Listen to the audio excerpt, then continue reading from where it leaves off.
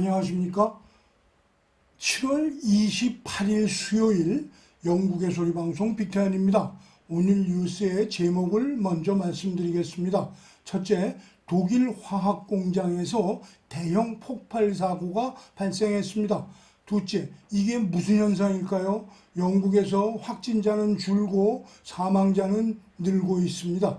셋째, 한국의 북한 인권 비호자와 인권 탄압자 신고센터를 개설했다는 소식입니다.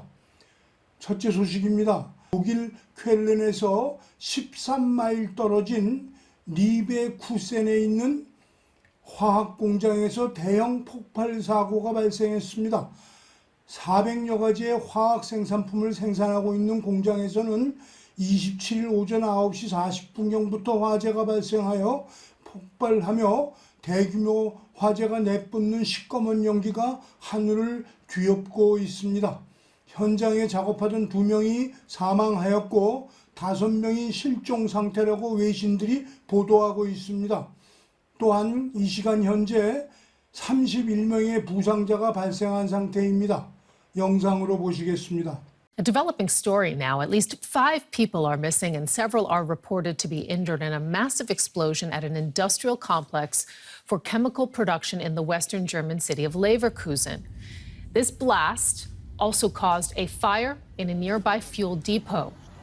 It is not yet clear what caused the explosion. Authorities have told people living in the area, though, to stay indoors and to keep windows and doors shut.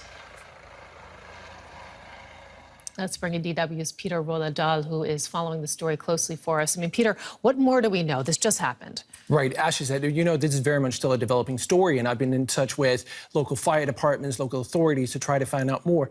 And the reality is just there is a lot that we don't know yet. We know that this explosion took place earlier this morning when a fire broke out at a tank at this waste incineration plant. It's a huge, sprawling industrial park where companies such as chemical giant Bayer produce more than 5,000 different chemicals. So obviously the big concern was there that the big explosion would really send, God knows which chemicals flying into the air and really produce a very real health hazard. But Ashley said that we don't know what caused the explosion, and we don't know a whole lot more. 현지 신문 보도에 의하면 아직 원인은 파악되고 있지 않다고 보도하면서 목격자에 의하면 인근의 쓰레기 소각장에서 최초 폭발이 있었다고 진술한다고 보도하고 있습니다. 둘째 소식입니다. 이게 무슨 현상일까요? 영국에서 코비드-19 확진자는 연일 감소하고 있는 가운데 사망자는 늘고 있습니다. 어제 하루 3월 17일 이후 최고 숫자인 137명이 코비드-19로 병원에서 사망했다고 통계청이 발표하였습니다. 이러한 사망 증가 데이터를 접한 영국 공중보건국의 이사 이븐 노일 박사는 팬데믹이 아직 끝나지 않았다라고 말했습니다. 이어서 그녀는 어제의 사망자 증가는 최근 몇 주간의 확진자 증가와 연관이 있다고 주장하였습니다. 셋째 소식입니다. 한국의 북한 인권 비호자와 인권 탄압자 신고센터가 개설되었습니다. 피랍 탈북 인권연대 반인도 범죄조사위원회, 아시아 태평양 자유시민동맹 등 국제인권단체들이 북한 정권을 비호하거나 북한 주민의 인권을 탄압하는 개인, 단체, 기관, 기업 등의 명단을 발표할 북한 정권 비호자와 인권 탄압자 신고센터를 구성하고 본격적 활동을 전개한다고 피랍 탈북 인권연대 도희은 대표가 자유아시아 방송과의 회견에서 밝혔습니다. 도 대표는 국제인권단체들은 향후 각계 전문가, 법조계, 해외 인사 등 심사위원 9명으로 심사위원회를 구성, 추정자들의 명단을 명확한 근거에 입각한 제보를 이메일로 취합해서 12월 10일 세계 인권 선언 기념일을 기해 발표할 예정이라고 덧붙였습니다. 이어서 도의훈 대표는 북한 정권들을 비호하는 활동을 보면 여러 가지 북한 지원이라고 하는 명분 하에 북한 주민들을 지원하는 게 아니라 그 정권을 유지하는 데 지원하는 그런 그룹들, 다시 말해 기업들 또는 단체들이 있거든요. 그런 부분들을 저희들이 철저하게 조사해서 김정은을 돕는 행위는 안 된다고 하는 것을 명확하게 하려고 하는 추지라고 부연하였습니다.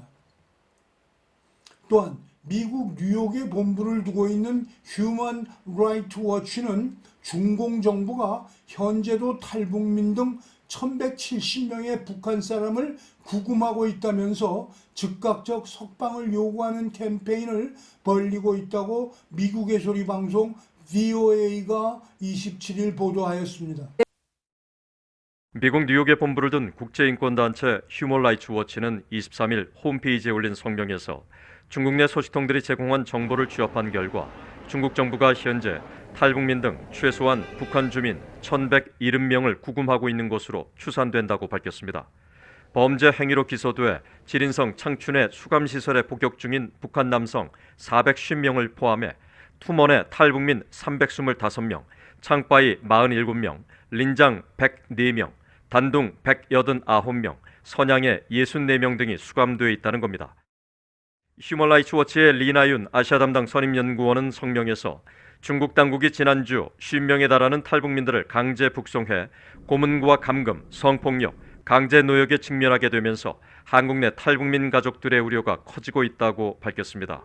그러면서 중국 정부가 국제난민협약과 의정서 당사국으로서 난민 권리가 있는 탈북민들을 북송하지 말아야 할 의무가 있다며 이들에게 망명을 제공하거나 한국 등 안전한 제3국으로 갈 수 있는 통로를 제공할 것을 촉구했습니다.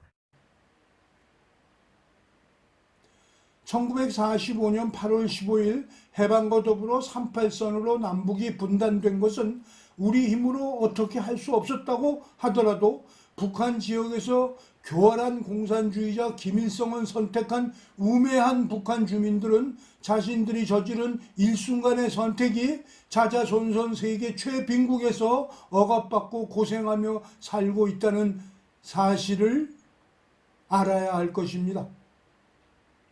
오늘 방송을 마치겠습니다. 시청해 주셔서 감사합니다. 내일 또 뵙겠습니다.